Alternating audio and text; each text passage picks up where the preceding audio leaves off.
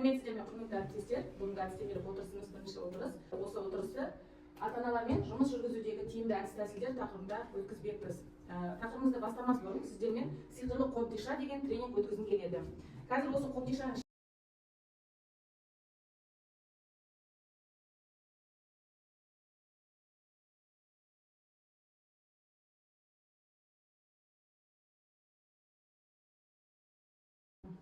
рахмет. Яғни бұл жерде мотивациялық сөздерді сіздерге сыйлағым келді. Өйткені біз тек қана қолдаумен бір-бірімізге жақсы лебіздерімізді білдіріп қана жұмысымыз алға басады деген ойдамын. Отырысымызды ары қарай бастайық. Жаңа айтып кеткендей, ата-аналармен жұмыс жүргізуді маңызы неде деп ойлайсыздар? Сіздерге сондай бір сұрақ қойғым келіп отыр.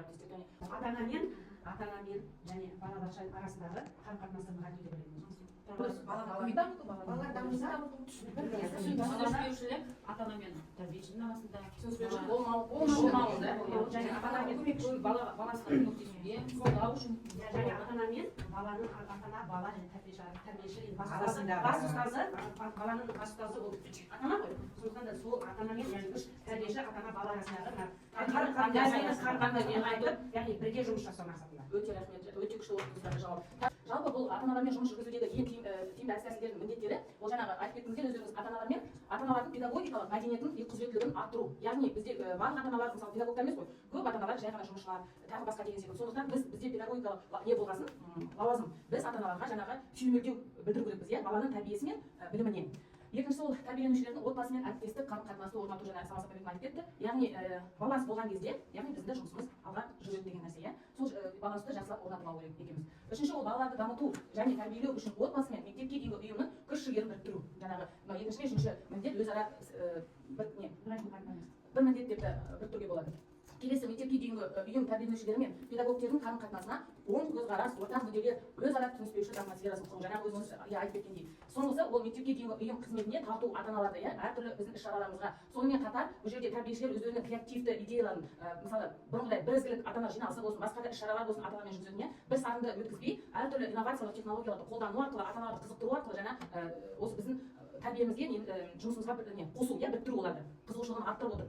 Жалпы бұл міндеттері балаларды ерте дамыту институты жас аналар мектебі, әжелер мектебі, әкелер мектебі деген бағдарламаны бізге ұсынған болатын, иә. Жалпы бұл бағдарлама ешқандай новшество емес. Біз бұл бағдарлама бойынша жалпы бұл жаңағы не бойынша жұмыс жасағанбыз, яғни ата-аналарды, әкелерді де әртүрлі спорттық іс-шараға тағы басқа біз осы балаларды тәрбиелеу мен білім беруге қатыстырған болатынбыз. Бірақ бұл жаңағы балаларды қазақи нақыштағы адал азамат бағдарламасын біріктіріп, ұштастырып, жаңағы балаға өзіміздің қазақи тәрбиемізді байланыстырып тәрбиелеу бойынша ұсынылып отырған бағдарлама.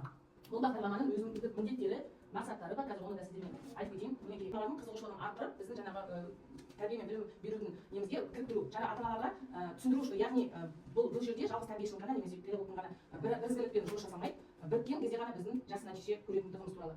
Жалпы сөздің күтілетін нәтижесі, оны өздеріңіз жаңағы нені байланысты орнатқан кезде сіздер міндетті түрде ол нәтижесін көресіздер. Жалпы бұның нәтижесі ата-анамен жаңағы қарым-қатынасты орнатқанда ол бірден сразу пайда болатын нәрсе емес, оған көптеген уақыт керек. Қазіргі заманға қарай сіздер білесіздер, иә, ата-аналар көбінесе баласын мейлі балабақша болсын, мектепке болсын, бір қорқыныш сезіммен жаңағы әкелген педагогты зерделеу көп, өкінішке орай. Сондықтан сіздер педагог ретінде өзімізді ата-аналардың алдында ең бірінші стержень өзімізді педагог ретінде ұсына білу керекпіз, иә, өзіміздің жаңағы мәдениетімізді, жаңағы сол педагог деген сөзден шығып тұр ғой, жан-жақты екенімізді, яғни біз и психологпыз, біз жаңағы оларға барлығын үйретілетін, барлығын білетін маман ретінде ата-аналарға жақсы бағыт бере білу керекпіз, иә. Сол кезде ғана уже ата-ана сіздерге сенім артады да, уже ортада жаңағы баланс пайда болады. Түсінікті, иә. Консультативтік пункт деген қызметін ұйымдастыру мен сіздерге жоғарыда айтқан болатын. Бірінші специалистер, что бізде консультативтік пункт болады деп, оны былтырдан бері біз 2 жыл жүргізіп жатырмыз. Яғни ол консультативтік пункт деген бұл не нәрсе? Консультативтік пункт дегеніміз ол үй жағдайында отырған балалардың ата-аналарына біз педагогтар тарапынан әдістемелік сүйемелдеу көрсету. Яғни бұл жерде әдістемелік сүйемелдеу дегенде жаңағы балалардың жас ерекшеліктеріне қарай дамуларына көмек білдіру, ақпарат беру, әртүрлі кеңестер ұсыну деген секілді бұл сондай нәрсе. Қазір білесіздер, көп ата-аналар балаларын үйде ұстайды, әртүрлі себептермен. Биылғы оқу жылында біз де өзіміздің консультативтік пункт қызметінің жоспарын жасап қойдық. Оны мен сіздерді таныстырамын. Ол жерде бізде жалпы жас ерекшелік бойынша әр тәрбиешілердің өздерінің жүргізетін жұмыстары бар. Қосымша педагогтардың, біздің жаңағы қазақ тіл маманы, музыка маманы, сонымен қатар дене тәрбиесі, психолог, логопед, дефектолог деген мамандар бойынша тоже ол сүйемелдеу жұмыстары жазылған бұл жылдық жоспарда. Сол жылдық жоспарды біз жүзеге асыруымыз керек. Енді осы төңіректе мен сіздермен тағы да бір ой ойнағым келіп тұр. Мына жаққа назарларыңызды аударсаңыздар, мына жерде не көріп тұрсыздар, соны айтыңыздаршы. Құлып көріп тұрмыз, иә. Бұл құлыпты немен ашамыз? кілтпен ашамыз. Ал кілттен басқа немен ашуға болады?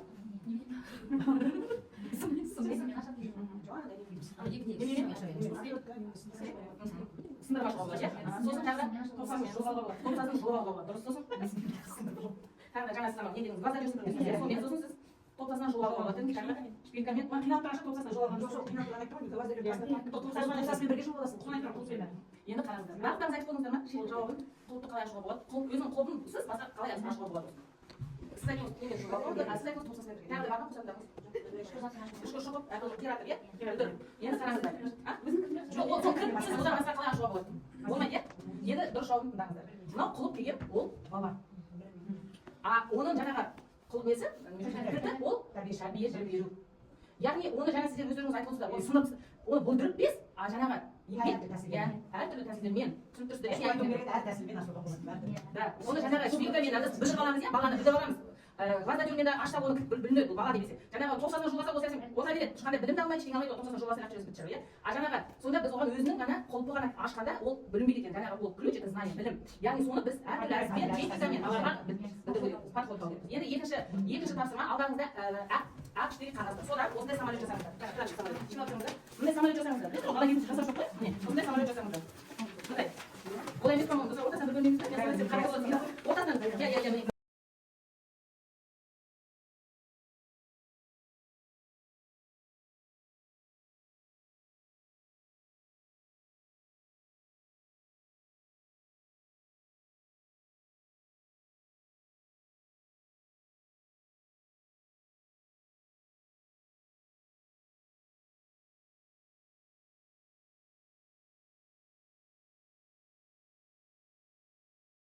мынау білім, иә?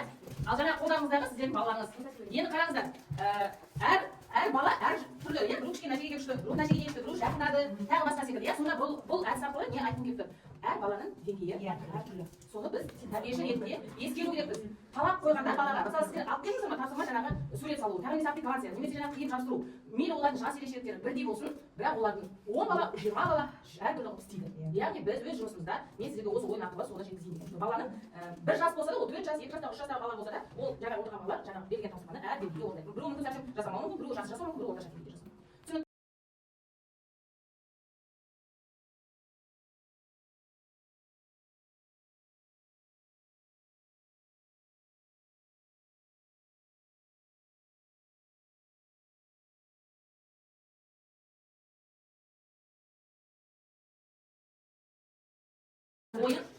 Ойынның мақсатын түсіндіріп жіберейін, шартын.